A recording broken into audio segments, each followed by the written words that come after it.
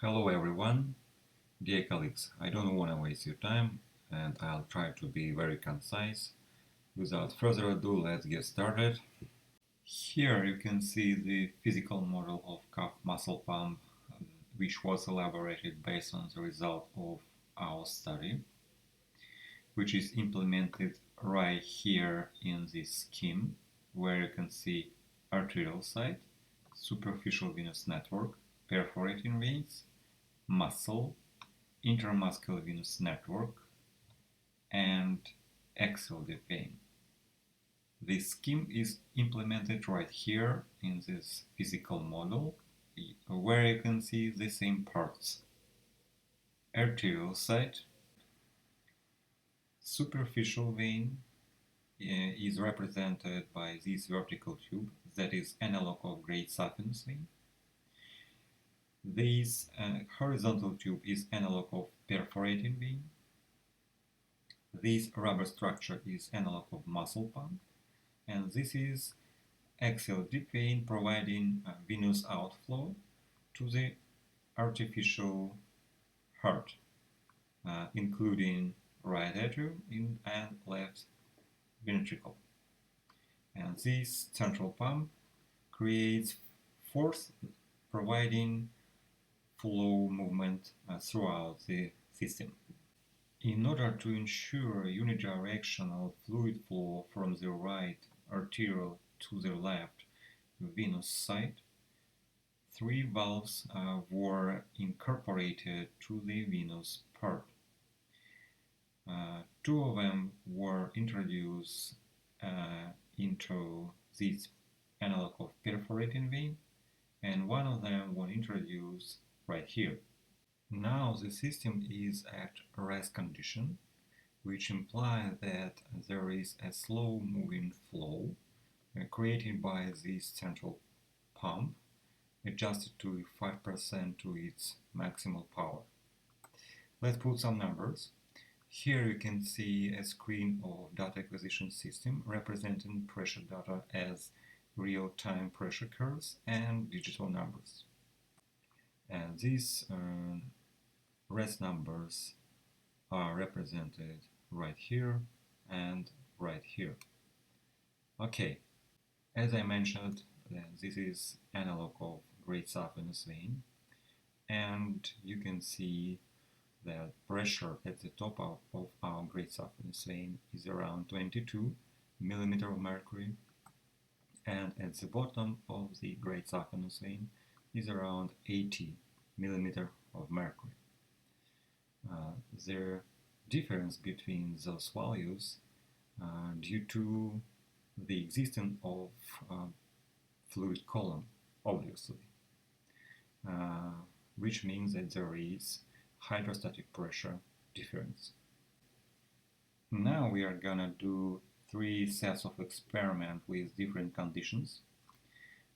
First will be when arterial inflow will stay the same while muscle pump starts contracting with the frequency around 60 contractions per minute.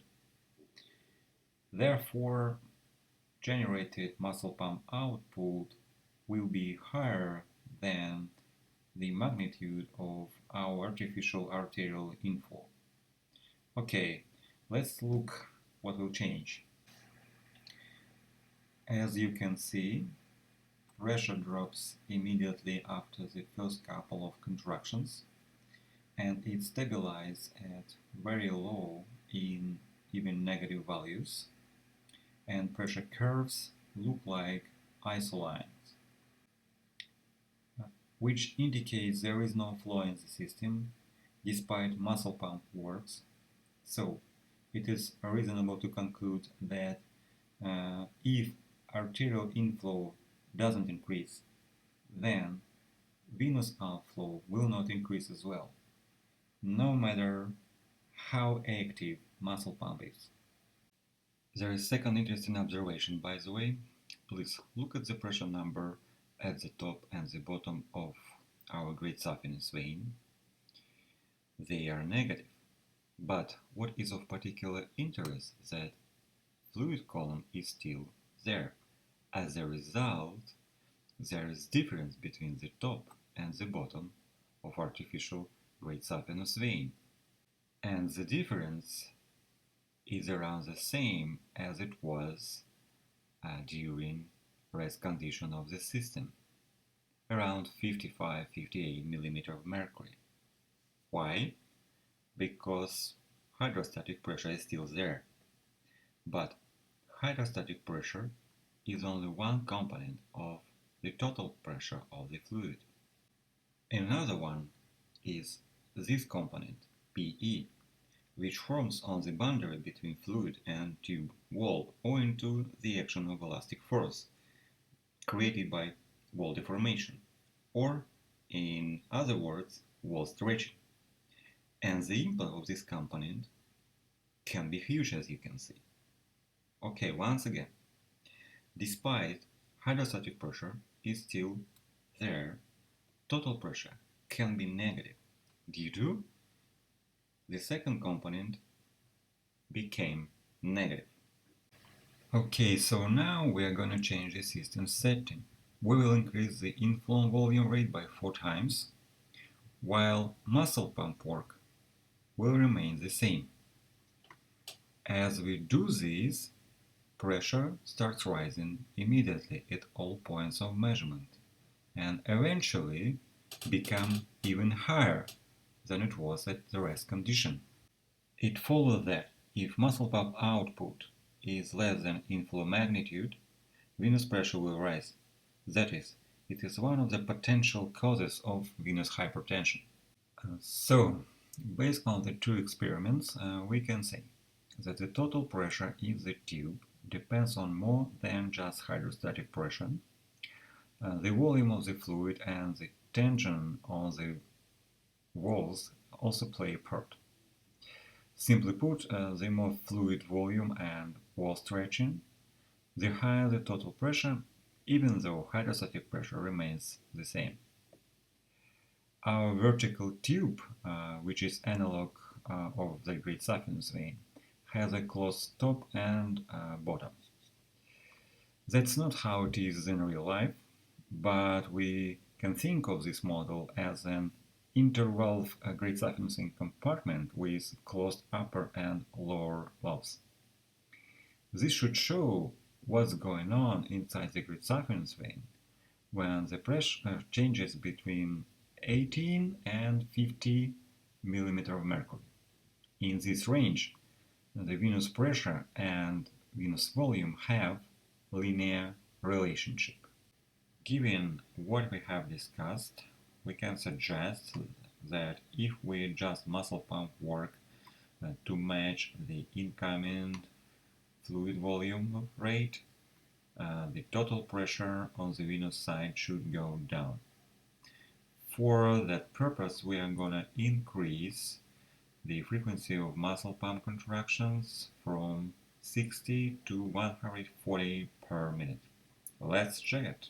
As you can see, the pressure drops and becomes even less than it was at the rest system condition. And repeat again, the fluid column and therefore hydrostatic component of the total pressure is still there.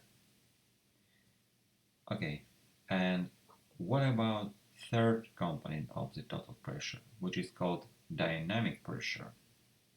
In case of venous flow, which is relatively slow flow even during exercise, the impact of dynamic pressure on total pressure is negligible. Let me show you some simple calculations. First of all, we need to bring some speculation about linear velocity of blood flow in the great saphenous vein. For instance, take some pretty high value like 30 cm per second. That, by the way, is velocity of blood flow in common femoral artery after brisk walking. Plugging this into this formula, giving us the number of dynamic pressure, which is 0.36 mg of mercury. Given that the observed average pressure in this study was 35 milliliters of mercury, the value of dynamic pressure is negligible, since it accounts for only 0.1% of the observed pressure value. So, it can be ignored in case of arterial inflow, let alone of venous outflow in the superficial venous system. Okay, let's summarize all of the above. Total pressure depends on more than just hydrostatic pressure. Fluid volume and wall tension also play a role. The total pressure in the venous side of our artificial model depends on how well the muscle pump output matches the arterial inflow. If the muscle pump output is too low, while the inflow rate is high, the pressure in the venous side of our system will increase. Conversely, if the muscle pump output is higher than the inflow volume rate, the pressure in the venous side of the system will continuously decrease. So, we can conclude that the arterial inflow rate should be met by the muscle pump output, resulting in relatively stable and low pressure value in the venous side of the system. That's all I have to say for now. Thanks for watching and feel free to leave a comment. Bye.